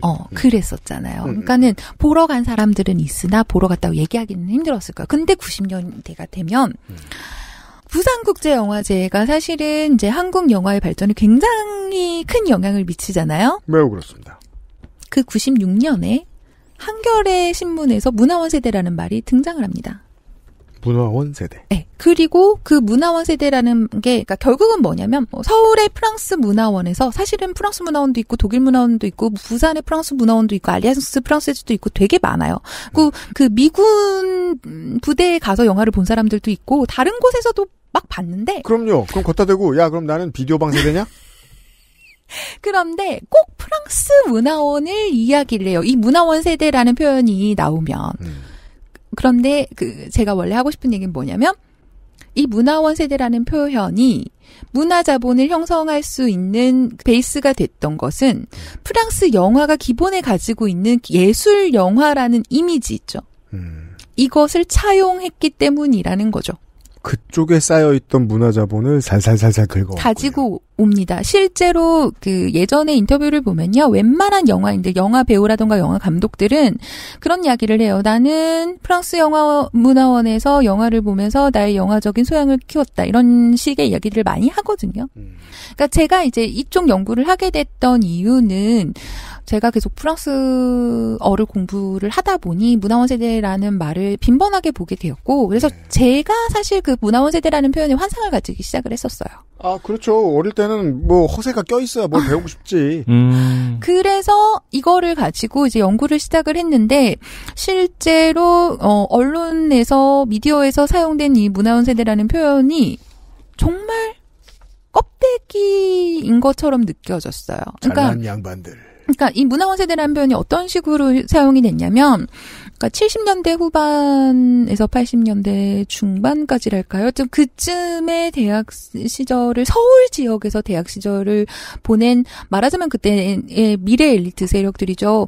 그들이 일반인 다른 사람들과는 다른 문화 자본을 축적할 수 있는 통로로서 문화원에 자주 출입했고 맞아요. 그것이 그들의 굉장히 소중한 노스텔지어 그러니까 향수를 일으키는 어떤 공간이며 네트워크도 형성하고요. 네, 그랬던 것을 이야기를 함으로써 나는 어렸을 때부터 일반 사람들과 달랐고 보다 문화적으로 소양이 있었고 교양을 쌓은 사람이다라는 걸 이야기하는데 이 표현들이 계속 이용이 되는 거예요. 그리고 심지어 자기가 문화원을 많이 출입했다라고 이야기를 하는 순간 이 사람은 어떤 영화 감독이 있어요. 누구든지 이제 밝히지는 않겠지만 딱 한 편을 영화를 만들고 그 다음에 사라지신 분이에요. 그리고 이분은 원래 치과 의사였거든요. 근데 치과 의사였다가 그냥 갑자기 영화를 만들었잖아요. 그러면 사람들이 이 사람의 영화 감독으로서의 자질을 굉장히 의심할 거잖아요. 하지만 나는 어떤 문화적 자본을 가지고 있는 물려받은 사람이에요. 라고 말해야죠. 그것을 말하기 위해서 나는 프랑스 문화원에 자주 갔다라는 이야기를 해요. 그러니까 그런 이해 홍 교수만 이해 못하겠지만 윤석열 후보는 예수의 피가 흐른다. 로도 바꿔 쓸 수 있어야 이해 못했대요. 뭐 이해 못해. 청취자 여러분, 네. 마스터 플랜 가보셨어요? 그건 뭐야? 네, 아시는 분 댓글 달아주세요. 네. 어쨌든 그래서 그런 이야기를 이제 길게 지금은 굉장히 저는 되게 심플한데 단순하게 생각나는 대로 말씀드린 거예요. 100번 가는 동안 반객이 돼본 적이 없는 사람이야. 근데 나한테 무슨 권력이 있어 지금? 다 죽이고 싶고 말이야 파는 놈들을. 그러니까 1세대 힙합클럽이요. 마스터 플랜 세대라고들 하죠. 그렇구나. 그래서 전 이제야 재밌어지기 시작해요, 얘기가. 그래요? 그래서 이걸로 이제 방송을 준비를 하려고 보니까. 결론이에요. 하려고 보니까, 시간이 너무 지나가겠더라고요. 방송이 몇 회 분량이 나올 것 같은 거예요. 그리고 저의 박사 논문의 일부분일 뿐이거든요, 이건 또. 네. 저는 뭐 제 박사 논문을 다 얘기하고 그럴 건 아니지만, 하다가, 안 되겠다, 못하겠다, 다음에 해야지, 이렇게 말씀을 드렸더니, 근데, 굳이 하라고 하시니 조금 잘했어요. 말씀드렸습니다. 네. 역시 휴가에 쓴 글이라 되게 휴가 같죠? 네. 시골에 쓴 글이라 시골 같고, 평화롭습니다. 근데 내가 이거 얘기할 줄 몰랐어. 그러니까 인문학도적으로 평화롭죠. 저는 재밌었습니다. 왜냐면, 아비투스가 이루어지는 서사를 가지고 설명할 수 있는 재밌는 것들이 너무 많단 말이에요. 굳이 제가 이런 얘기 꺼내지 않지만. 우리는, 지난주에는, 타인을 호명하면서 그것을 통해서 권력을 빼앗아가는 과정에 대해서 이야기를 좀 했고요. 오늘은 자기가 안 한다던 얘기를 통해서 자기 자신을 호명하면서 그것을 통해서 권력을 가지고 오는 얘기를 잠깐 해봤습니다. 네. 그들이 스스로 직접 호명한 건 아니에요. 그런데 그게 문화자본을 형성하는 맞아요. 스스로 얘기하면 사기꾼이죠. 그러니까요. 그렇지 않았는데 그게 형성하는데 엄청난 기여를 하죠. 카르텔이 생기게 되는 거죠. 알게 모르게. 카르텔이라기엔 너무 구체적인데. 맞아요. 그건 그 네트워크는 그 전에 있었어요. 참 신묘불측한 것이 네트워크를 이루고 어떠한 사회적 자본을 자기들 쪽으로 끌어와서 획책하고 과점하고 더 나아가서 엘리트로서 세상을 호령하고 조금 더 어깨를 피고 사는 일. 인간은 모두 그것에 관심이 있거든요. 근데 그 작업이 참으로 오묘해서 뭐가 전이고 뭐가 후인지 알기가 참 힘들어요. 사회학자도 언어학자도 그걸 늘 알고 싶어 하는데 알기가 힘들어요. 그냥 권력 의지가 있네 저 새끼들은 그 정도만. 네, 그 베이스만 계속 파악하고 왔다 갔다 하게 됩니다. 현생 인류를 상대로 고고학 같이 느껴질 때가 있어요. 그래서 아비투스에 대해서 볼 때마다. 네, 이 새끼 이때 이런 거 보니까 저걸 저렇게 하려고 했구만. 그죠? 내가 문화원 세대인데 하는 새끼 드물어요. 그런 만취한 사람은 없어요. 감독 뭐 성추행하기 전에 뭐 그럴 수도 있지만 그건 드물어요. 그들한테 문화원 세대시냐고 물어보면 아니죠. 스스로 아니라고 말씀을 하세요. 네. 이런 예고를 하면서. 네, 문화원 세대에 대한 뭐 특집 기사도 있고 여러 가지 논의들이 있네요. 오마이뉴스에 성하훈 기자가 많이 쓰셨죠. 제가 본 건 지금 그 한겨레 기사인데, 여기저기 많이 있습니다. 네. 이거 거의 이제 외계 더하기 인급이죠. 떡밥만 많이 뿌리고. 올해의 홍소라 코너를 마치도록 하겠습니다. 그러니까 이거 주제로 논문을 쓰신다는 거죠? 그러니까 박사 논문에서 이런 걸로 썼고요. 네. 근데 갑자기 이제 아비투스 얘기를 하고 영화를 얘기를 하니까 난 또 다른 얘기를 하고 싶은 게 생각이 나는데 원래 영화가 생겨났을 때 처음에는 이게 예술이라고 생각하는 사람이 아무도 없었잖아요. 그냥 뭘 찍은 거고. 그리고 뭐 신기한 거, 그냥 재밌는 거. 근데 영화가 예술이 되는 과정도 되게 웃겨요. 그래요? 이게 어떤 사람들이 영화에 이렇게 빠진 거예요. 빠지면서 이것을 예술의 경지로 올리고 싶은 거예요. 그래서 자기랑 비슷한 생각을 가진 사람들을 모아요. 그리고 어떤 전략을 짜냐면 엘리트들을 포섭해요. 고급 문화라는 건 원래부터 고급 문화라서 고급 문화인 게 아니고 그런 건 없어요. 엘리트가 향유하기 때문에 고급 문화가 되는 거예요. 영화도 그렇게 해서 제7의 예술이라는 위치를 차지했죠. 이게 이제 그 방송이 오래 하긴 오래 했네요. 벌써 수차례 얘기했네요, 이런 얘기. 구찌가 슈프림 따올 때, 네. 루이비통이 슈프림 따올 때의 역전 같은. 그렇죠. 그리고 하이패션도 그런 옛날에 역전을 겪었고. 그래서 교수님들이 꼭 보라는 영화들이 다 재미가 없었군요. 누구에게나 재밌으면 안 되니까. 그러니까 그러면서 이제 그들이 틀을 이렇게 제시를 합니다. 이런 영화가 좋은 영화야. 이런 영화는 싸구려 영화야. 그리고 너희들은 어떤 영화를 봤을 때 박수를 칠 줄 알아야 되고 어떤 영화를 봤을 땐 야유를 보낼 줄 알아야 돼. 그런데 박수를 치거나 야유를 보내려면 알아야겠죠. 그러니까 그들이 만드는 잡지, 그들이 만드는 책이 교과서가 되고요. 그들이 조직했던 상영회 같은 것들은 말하자면 그 시네필들의 장이 되고요. 그 안에서 시네필리아라는 말이 나옵니다. 엘리트, 더 나아가서 엘리트라고 불리거나 스스로를 엘리트의 자리에 위치시킬 만큼 권력력이 있던 사람들이 걸음이군요, 걸음. 자양분이네요. 그들이 고급 문화를 만드는 거니까요. 좋아요. 여기까지 와버렸네요. 네, 지금 아무것도 없잖아요. 그렇잖아요. 스크립트 없어. 진작에 다 했어. 그러니까. 이렇게 방송해본 거 처음이야. 다음번에 어떻게 할지 한번 봅시다. 아이고야. 죄송합니다. 네. 아마 이제 뭐 지금 이제 사람이 40이 되면요. 그 다음부터는 똑같이 살아요.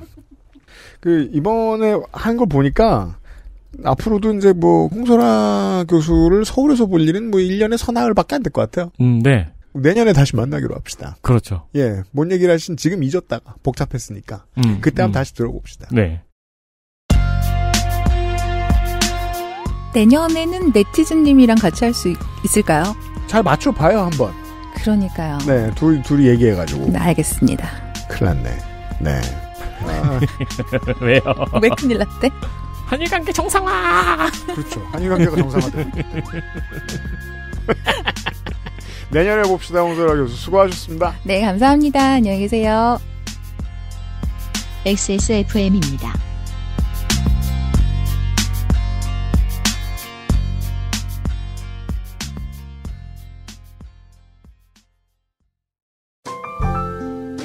오랜만에 엄마 보고 왔더니 마음이 짠하더라고. 허리도 많이 굽어지고 주름살은 어찌 그리 많이 들었대. 그래도 전에는 머리숱은 많았었는데 지금은 그마저도 휑한 느끼는 거야. 엄마, 아들이 잘 챙겨드리진 못해서 죄송해요. 이제부턴 그중 하나만이라도 제가 챙겨볼게요. 그거 있잖아요. 그거. 말할 수 없는 고민? 직접 확인해보세요. 데일리라이트 맥주 효모. 스포츠카처럼 강력한 사양의 하이엔드급 PC. 고가의 장비들을 내 손으로 조립하는 일, 시간과 열정, 꼼꼼함과 치밀함이 필요합니다. 초보라면 부작용으로 몸은 관절염을 얻거나 쿨러는 물이 새게 될 수도 있습니다. 컴스테이션을 고민해 주십시오. 이달의 PC로도 커스텀 사양으로도 빠르고 견고하게 만들어드립니다. 액세스몰과 010-8279-5568 컴스테이션을 만나보세요. 주식회사 컴스테이션. 히비스커스 꽃 추출물 65%, 유기농 올리브, 10가지 베리 추출물. 이 모든 걸 하나로. 빅그린 히비스커스 샴푸. Big Green. 약산성 비건 샴푸. 빅그린 히비스커스. 추석에 샴푸나 바디 제품이 더 잘 팔릴 이유가 없다는 소리는 이제 그만. 왜냐면 제일 많이 팝니다, 이때. 선물용으로 빅그린 제품을 들고 가시는 분들이 많다는 걸 몇 년간 저희 몰에서 판매량으로 증명을 해 보였습니다. 한 번도 안 그런 때가 없습니다. 아, 그렇죠. 그래서 추석 세트 역시 이번에도 준비했습니다. 길게 설명은 귀찮아서 짧게 하겠습니다. 무려 7개의 베리에이션이 준비되어 있습니다. 각 베리에이션마다 구성이 다르니까 필요한 제품들의 구성을 살펴보시고요. 네. 할인율은 최대 50%. 그리고 선물용 파우치까지 증정을 드립니다. 그렇습니다. 액세스몰 단독 세트의 상품을 구성해놨으니 가서 확인 부탁드립니다. 직원들한테 명절 선물 돌리는 것을 고민하는 기업주에게도 좋습니다. 맞습니다. 마트에서 파는 건 품이 안 나잖아요. 액세스몰에서 구하십시오. 아스트랄 뉴스 기록실 뉴스 아카이브 8월 마지막 주 뉴스 아카이브입니다. 네, 둘 다 노동 문제입니다. 먼저 작년 일입니다. 작년 8월 27일 전남도에서 조선사 수주 물량 급증에 따른 원활한 조선 인력 수급을 위해 고용노동부의 기능인력 훈련 수당 인상, 조선업 특별고용업종 지정 연장을 건의했습니다. 자, 무슨 말인지 천천히 살펴볼까요? 선생과도 한번 다뤘지만 다시 돌아봐도 이해가 안 되는 상황이 지금 펼쳐지고 있어요. 대우조선 파업 사건과 조선업 인력난은 당연히 하나의 사건이죠. 하나로 연결된 사건이고 별개의 사건이 아닙니다. 근데 현재 정부와 언론은 이걸 서로 다른 평행우주에서 일어나는 일처럼 다룹니다. 조선업이 호황으로 돌아서면서 당연히 인력난이 심각해지죠. 왜냐하면 그 전에 불황이라면서 정리해결을 잔뜩 했거든요. 네. 그리고 노동자들을 거의 하청으로 돌려놓고 돈을 쥐꼬리만큼 주니까 다들 업을 떠났고요. 이거는 우리가 청취자분들의 도움으로도 이 사실을 확인을 했죠. 네. 많은 제보를 주셔서 감사합니다. 2016년에 다 정리해고 해버리고 2019년에 수주가 쌓이니까 이제 인력이 없죠. 그러니까 정부에서 훈련 수당도 지원해주고 인력 양성도 지원해주고 그 위에 여러 가지 복리후생 혜택, 고용유지금, 뭐 기숙사 이것저것 지원을 해줬어요. 인력을 만들어내는 데까지는 정부가 개입했습니다. 개입하기 네. 쉬운 분야니까요. 그렇죠. 그러면서 그때부터도 이 인력난의 가장 큰 문제가 뭐냐? 하청 구조와 낮은 임금이라고 했어요. 그죠. 이미 그때부터도요. 그 참 우습고 우스운 것이 오너가 뻔히 정해져 있는 이제 오너가 뭐 만약에 한국처럼 뭐 세습을 한다. 오너 뻔히 정해져 있지 않습니까? 원래 그러면 안 되는 건데. 아무튼 오너 뻔히 정해져 있는 기업이나 아니면 대우조선해양처럼 국가 관리로 들어가서 실제 오너는 존재하지 않는 기업이나 윗선은 생각이 똑같다는 거예요. 네. 빨리 쪽쪽 빨아먹고 빠져야지. 그러니까요. 아니 이건 기업을 하겠다는 사람이 아닌 거예요. 태도가. 실제로 거제, 통영, 고성, 울산, 동구, 창원은 2018년부터 고용위기 지역, 특별고용 지원 업종 지정이 됐었어요. 이게 원래 6개월만 하기로 했거든요. 네. 이게 2018년 초에 6개월만 하기로 했는데 2022년까지 계속 연장이 된 겁니다. 네. 이러니 국가가 산소호흡기 대줬다는 말이 나오죠. 하지만 다른 결론도 나오죠. 국가가 산소호흡기 안 대줘도 되게 할 방법이 있었어요. 네. 예. 그러니까 작년 이맘때 전남도에서도 이 지원을 또 연장해 달라고 정부에 건의를 한 겁니다. 그러면 어렵지 않잖아요. 일단 지금 있는 사람들한테라도 잘해줘야 되고 당연히. 네. 그래서 오고 싶은 회사를 만들어야 되고 채용을 많이 했었어야 될 거 아니에요. 근데 채용은커녕 더 자르려고 하고 있잖아요. 돈 더 덜 주려고 그러고. 네.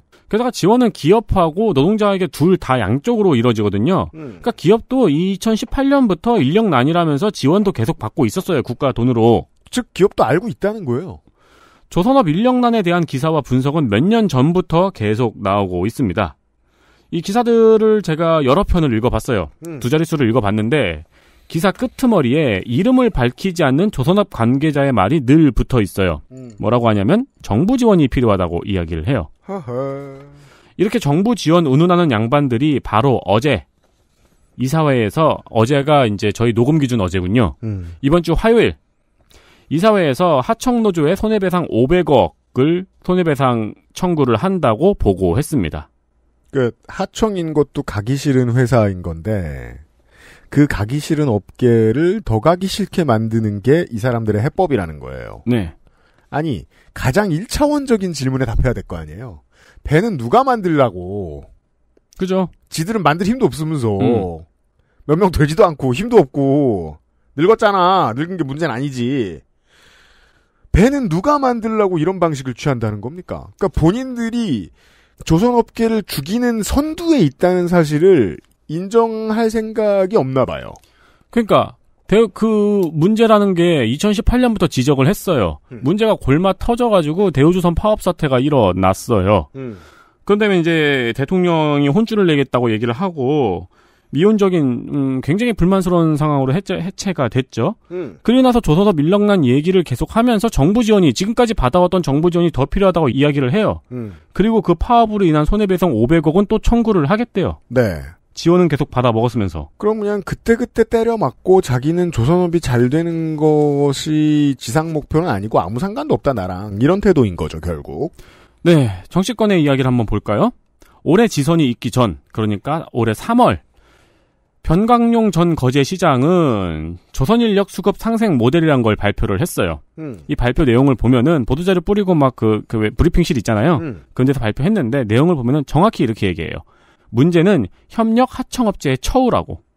그리고 이 모델을 발표하면서 대놓고 삼성중공업하고 대우조선해양 사장한테 노동자 임금을 좀 올려달라.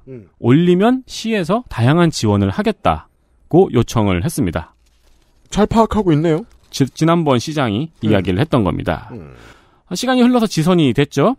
전 시장인 변강용 후보는 TV토론회에서 양대조선 사장들에게 임금 인상 협력사 단가 현실화를 요청을 했어요. 제값을 쳐줘서 사람들이 오고 싶은 직장을 만들어라. 네. 나가고 싶지 않은 직장을 만들어라. 그러니까 다시 이제 재선에 도전하는 현 시장이 TV 토론회에 나와서 양대 사장한테 이 요청을 한 거예요. 네. 근데 이 사람은 재선에 실패했나 봐요? 실패했습니다. 현 시장인 박종우 후보는 임금을 정부가 직접 지원하고 주 52시간제를 탄력적으로 운영해야 된다고 말했습니다. 그 어느 당에 나온 후보든 간에 당연히 노동자 편을 들어야 돼요. 여기서는 특히요. 표는 거기서 나오니까. 네. 근데 결국에는 그러니까 이제 전에 민주당 시장 같은 경우에는 직접 회사에다가 임금을 올리라고 요구를 한 거고 현재 국민의힘 현 시장 같은 경우에는 임금은 정부가 지원하고 주 52시간제를 탄력적으로 운영해야 된다고 요구를 한 거예요. 네. 이제 좌우가 바뀐 것 같기도 하고요. 네. 누가 시장주의자죠? 조선업 인력난에 대한 이야기는 최근까지도 기사가 많이 나오고 있습니다. 근데 조선업 인력난이 문제다. 네. 조선업에 사람이 없다라고 하면서 신기하게 네. 평행우주처럼 기사들이 바로 한 달 전에 있던 파업 이야기를 안 해요. 요즘 아무도 안 해요. 안 하고 있어요. 네. 그리고는 안 바뀔 거고요. 네. 네. 아니 어떻게 그렇게 뻔뻔하죠? 한 달 전에 대통령이 언급했던 사건인데. 그리고 정부는 조선업 인력난에 대한 대책으로 외국인 노동자 쿼터를 확대한다고 밝혔습니다. 네. 엄청난 노하우가 필요하고 엄청나게 위험한 일이라고 설명을 우리가 전문가들로부터 들었어요. 그죠? 네. 이걸 언어 장벽이 있는 사람들을 언제 어느 시간에 키우겠다는 걸까요? 그 실험을 해보려다가 이미 수빅조선소라고 한번 해외에 도전을 했다가 크게 망한 사례가 있습니다. 대한민국은. 네. 얼마 전에 유시민 작가가 이런 말을 했죠. 한국이 가질 수 있는 최선의 보수 정부가 현재의 윤석열 정권이다. 2022년 기준으로. 그게 이제 요즘은 유시민 작가가 말하면 아무것도 안 믿겠다고 하는 사람들이 좀 늘어났는데 원래 유명세라는 게 보통 그런 식으로 환원이 되기 때문인데 실제로는 너무 척박한 지적인 게요. 보수가 경제를 어떻게 보느냐, 경제 난국의 해법을 무엇이라고 생각하느냐를 가까이 봐야 한국의 현재 보수가 얼마나 무능한가를 생각할 수 있어요. 다른 예로 한국이 지금 금리가 늦게 오르죠. 네. 다른 나라보다 훨씬 늦게 오르죠. 금리를 계속 손을 안 대려고 하고 있습니다.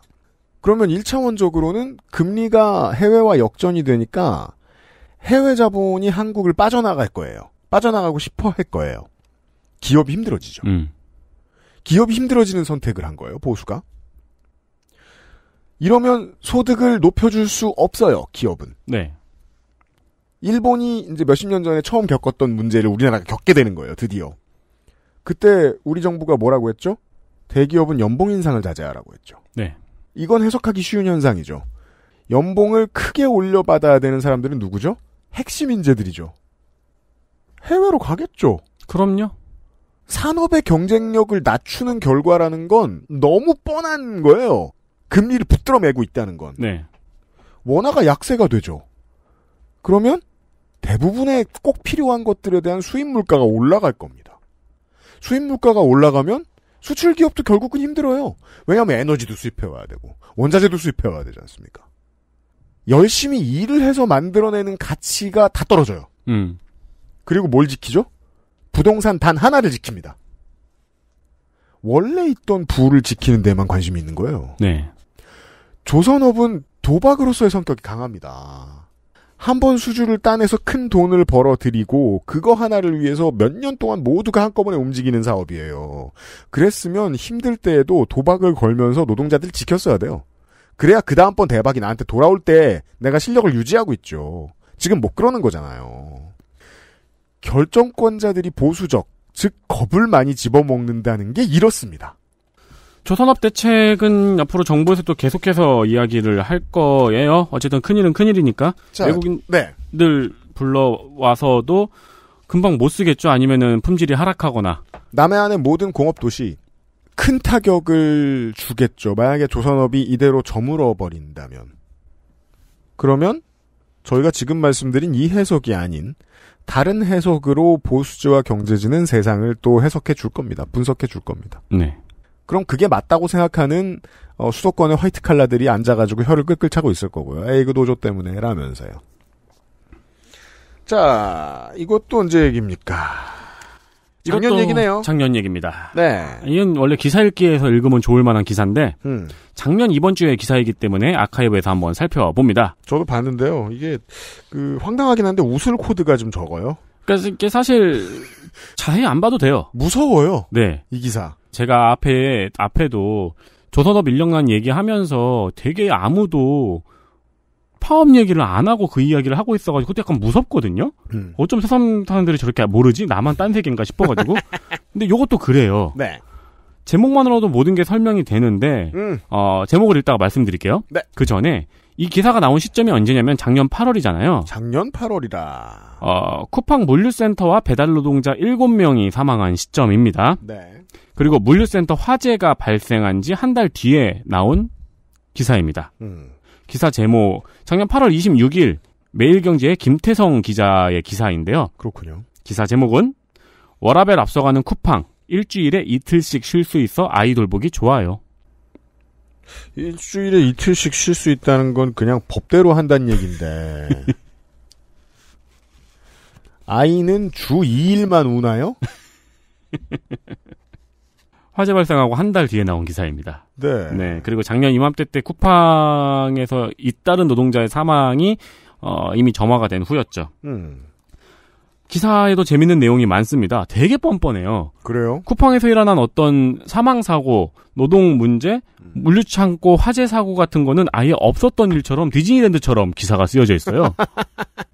이때쯤에 쿠팡이 뭔가 그 보도자료를 남발한 모양이군요. 네. 네, 친한 기자들을 데리고. 쿠친의 장점은 100% 쿠팡이 직고용한 정직원이라고 써 있어요. 기사에? 네. 쿠친이 이제 쿠팡 친구인가 봐요. 그런가 봐요. 정직원을 이렇게 부르나 보죠. 네. 근데 이제 쿠친이 되려면, 정직원이 되려면은 2년간 계약직으로 근무하고 이후 심사를 거쳐서 정규직으로 전환된다고 해요. 이걸 우리는 회사에 계약직도 있고 정규직도 있다고 하죠. 네. 게다가 2년 후에 자동 정규직 전환도 아니에요. 심사를 또 거친대잖아요. 네. 이걸 우린 취업이라고 하죠. 그렇죠.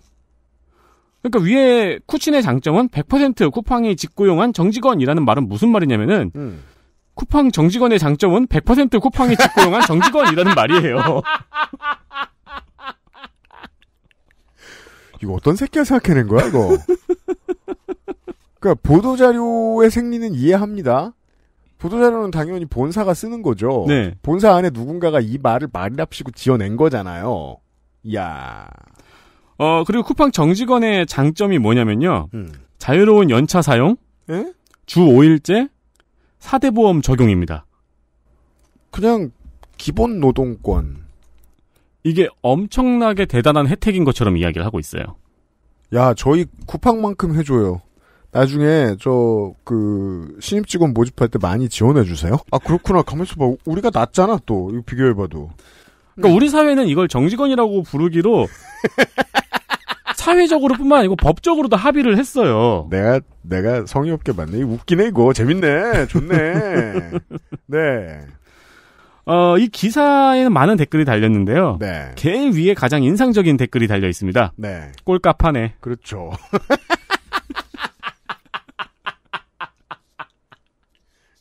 왜냐면은 이제 이미 수익을 내고 있는 재래 대기업하고 빅테크 기업들을 우리가 전해원딜 시간에 비교를 잠깐 해볼 여유가 있었는데, 네. 빅테크 기업들의 단점은 요거라고 이제 정리할 수 있어요. 빠르게 찌질해진다. 네. 왜냐면 수익을 못 내니까. 그렇죠. 웃긴 건 이제 한국의 빅테크 기업들은 어떻게 찌질해지냐면 대기업들 찌질해진 모든 모습들을 다 모아서 빠르게 찌질해지거든요. 나중에 보니까 대기업보다 더 찌질한 거예요. 그렇죠. 지금의 쿠팡이 그렇죠. 네. 예. 어디가 물류센터에서 에어컨을 안 틀어. 어디가 물류센터에서 폰을 뺏어가. 아, 폰을 뺏어가는 데가 기숙학원 말고 어디가 있어요? 학교는 뺏어가지. 그 기숙학원은 그 가혹행위를 하라고 동의해주는 부모들이라도 있잖아요. 그죠. 네. 아무리 나쁜 짓이라 쳐도. 근데 이걸 정직원의 장점은 100% 직고용한 정직원이라는 말을 할 정도로 찌질한 대기업도 못 봤습니다. 그러니까요. 야, 쿠팡이 변화하는 건 너무 빨라서. 그리고 제가 이제 그 점이 부정적인 거예요. 빅테크 기업들 장사 잘 되면 다 이렇게 되겠구나. 라는 생각을 할 수밖에 없어요. 이미 성공시켜놓은 모델. 왜 이미 성공시켜놓은 모델이라고 하죠? 전 국민이 다 쓰니까. 그렇죠. 전 국민의 80%가 쓰니까. 거의 전 국민이 다 쓰도록 성공시켜놓은 모델인데도 돈을 못 벌어서 소비자와 노동자를 다 쥐어짜잖아요. 최근에 그 기사 보셨어요? 아마존이 하다가 걸려가지고 되게 욕먹은 일이었어요. 쿠팡 와우 회원들에게 같은 물건을 좀 더 비싸게 판. 왜죠? 왜냐면 그 사람들은 좀 더 당연히 살 사람들이니까. 진짜요? 그리고 이미 가입해놓은 사람들은 가입 안 했을 때 가격이 안 보이니까. 맞아요. 네. 그래서 몇 가지 물건을 좀 더 비싸게 팔다가 걸렸습니다. 어머나. 네. 되게 찌질한 좀도둑이잖아요. 그러네요. 예. 근데 소비자한테까지 그런 좀도둑질을 하죠? 이유가 뭘까요?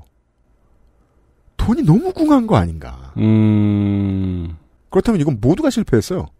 자본도 실패했고, 최초 창업할 때 그 사람들도 실패했고, 본사도 실패했고, 일하는 사람들도 다 실패했어요. 그리고 소비자도 실패했어요. 네.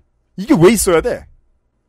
아니, 그리고 진짜 너무한 게 왜 저 같은 경우에는 아무래도 혼자 살다 보고 그러니까 네. 왜 요즘 뭐 아이디어 자취용품 이런 거 많잖아요.